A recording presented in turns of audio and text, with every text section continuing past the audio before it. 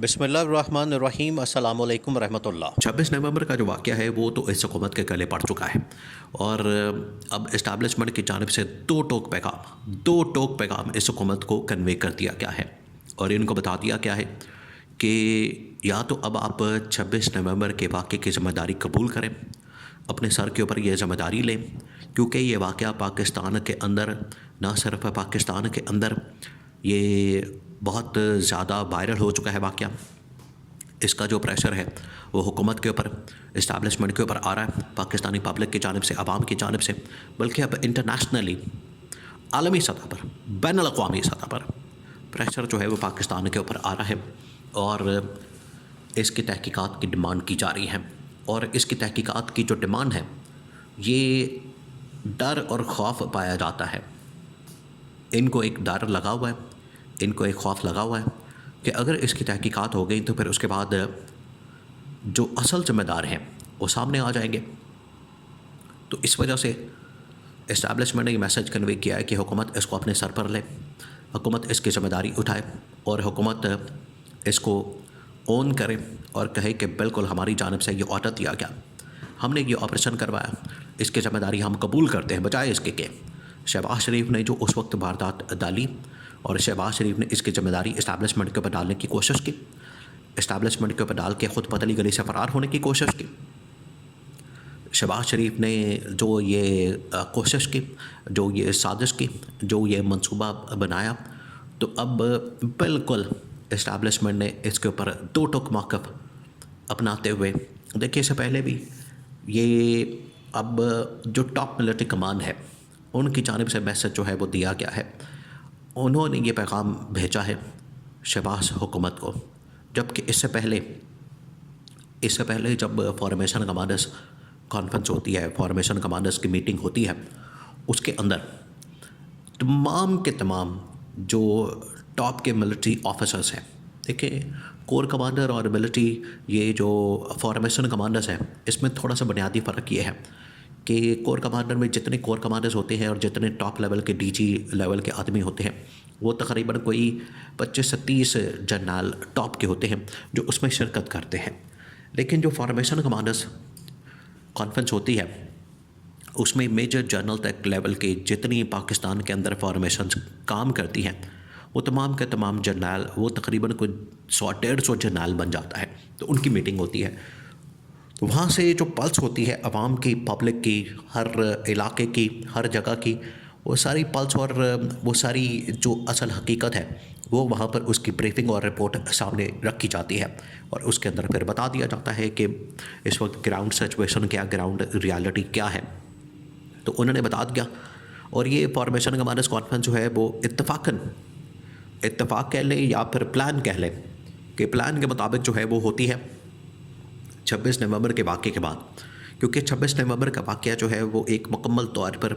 चीज़ों को टर्न कर देता है, वो एक टर्निंग पॉइंट है। और उसके बाद पब्लिक के अंदर जो एक गुस्सा पाया जाता है उसको टेस्ट किया गया, उसके ऊपर टेस्टर लगाया गया, देखा गया, चेक किया गया कि आवाम का रिएक्शन क्या है। और इसके ऊपर आवाम का रिएक्शन बड़ा सख्त है, आवाम जो है बड़े गुस्से में है, आवाम को इसके ऊपर बड़ा गुस्सा है, क्योंकि आवाम कभी भी तवक्को नहीं करती, आवाम की जानिब से कभी भी इस हवाले से तवक्को नहीं की जाती कि जो हमारी फ़ौज है, जो पाकिस्तान की आर्मी है, जिसको पाकिस्तान की आवाम अपने सर आँखों पर बैठाते हैं, उसकी बड़ी इज़्ज़त करते हैं और रास्ते में आते जाते हैं उनको सलामें मारते हैं, वो जो है अपने कौम के ऊपर, अपने पाकिस्तानियों के ऊपर, अपने लोगों के ऊपर इस तरह से सीधी गोलियाँ चलाएँगे। तो पाकिस्तानी आवाम जो है वो इस तरह की तवक्को नहीं करती। इस वजह से जब ये वाक़या हुआ, इसी वजह से जब ये इतना बड़ा इंसिडेंट हुआ और इतना बड़ा ऑपरेशन किया गया, इनके ऊपर गोलियां चलाई गई, इनके ऊपर सीधे फायर मारे गए, इनके ऊपर जो है वो जिस तरीके से गोलियां चला के ऑपरेशन करके इनको वहाँ से भगाया गया, इनको वहाँ से जाने पर मजबूर किया गया। तो वो बड़ा ज़रूरी है ये जानना कि आखिरकार दो चीज़ें, एक तो ये कि किसने हुक्म दिया ऑपरेशन करने का, किसने ये प्लान किया, किसका ऑर्डर आया, और फिर ऑपरेशन किस लेवल पर ये डिज़ाइन किया गया, तैयार किया गया और बाद में कैसे किया गया। ये 4-5 चीज़ें हैं जिनके बारे में जानने के लिए ना सिर्फ इमरान खान की जानिब से प्रेशर है, बल्कि पाकिस्तानी अवाम की जानिब से और बैनुल-अक़वामी आलमी सतह से भी प्रेशर आ रहा है। तो इस्टेब्लिशमेंट तो इसके ज़िम्मेदार नहीं हो सकती। देखिए, इस्टेब्लिशमेंट दुनिया भर में जो मिलिट्री इस्टेब्लिशमेंट होती है वो काम करती है दुनिया भर में। ये पाकिस्तान का मामला नहीं है, ये दुनिया भर में इसी तरह से मिलिट्री इस्टेब्लिशमेंट काम करती है। और जो भी सेटिंग गवर्नमेंट होती है, सेटिंग हुकूमत होती है, वो उसकी ज़िम्मेदारी लेती है, वो रिस्पॉन्सिबिलिटी लेती है, वो अपने कंधों के ऊपर ये सारी बोझ उठाती है, वो ज़िम्मेदारी लेकर तो मामलात को आगे लेकर चलते हैं। लेकिन यहाँ पर क्या हुआ, यहाँ पर बजाय ज़िम्मेदारी लेने के हुकूमत ने सारा मलबा जो है वो इस्टेब्लिशमेंट के ऊपर डाल दिया, जिसकी वजह से इस्टेब्लिशमेंट में बड़ा गुस्सा पाया जाता है। तो इस्टेब्लिशमेंट ने जब ये फॉर्मेशन कमांडर्स मीटिंग और उसके बाद फिर टॉप जनरलों की मुलाकात होती है, उसके अंदर ये सारी जब इन्होंने सिचुएशन देखी, उन्होंने कहा कि लाने वाले हम लोग, इनको यहाँ तक पहुँचाने वाले हम लोग। देखें, अब इमरान खान ने भी और प्रेशर टैक्टिक्स बिल्ड किया वो इस तरह से कि इमरान खान के कि एक आलमी मीडिया कॉन्फ्रेंस बुलाई जाए, पूरा जो आलमी मीडिया उसके सामने ये पूरी ब्रीफिंग दी जाए, और दूसरा शोहदा कॉन्फ्रेंस करवाई जाए। अब शोहदा कॉन्फ्रेंस जो है वो 18 से 20 के दरमियान लाहौर और पेशावर के अंदर